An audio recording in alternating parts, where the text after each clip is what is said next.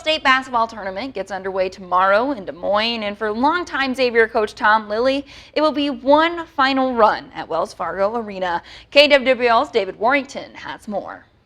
Tom Lilly has been a staple along sidelines across eastern Iowa. The only head coach in Xavier girls basketball history is set to wrap up his career next week, but not before one final trip to the state tournament. It's a good way to go out. I think that, you think about how many times we've been down there and how many times we've walked away with a title, and, there's a lot of schools out there have never even reached getting to Des Moines, so it's never gets old. Including his time as the head coach at Regis prior to the merger that created Xavier in 1998, this is Coach Lilly's 40th and final season.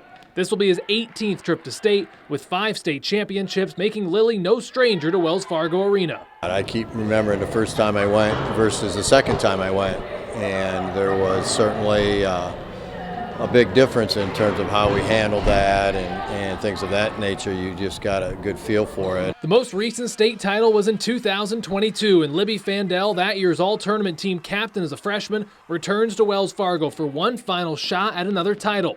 Coach Lilly explained how the future Kansas Jayhawk has grown as a player. Coaching Libby's just been a pleasure. It's a situation where she has a passion for the game and willing to practice her craft.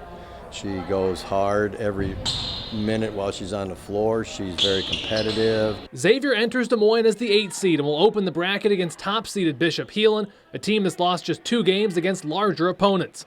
But Coach Lilly's team is prepared for the challenge, and as he coaches a final state tournament, he's grateful for the school he's been able to call home. Well, Xavier's a very special place. It's not a job. Most of us that work here, especially those that have been here a long time, we see it as a calling, and we see it as something that's important, and we see that we have an opportunity to mold kids and send them on their way, and in order to be solid citizens, productive members of society, and kids that practice their faith. In Cedar Rapids, David Warrington, News 7 KWWL. The Saints begin play in the 4A bracket on Tuesday, taking on top-seeded Bishop Heelan, with tip-off scheduled for 11:45.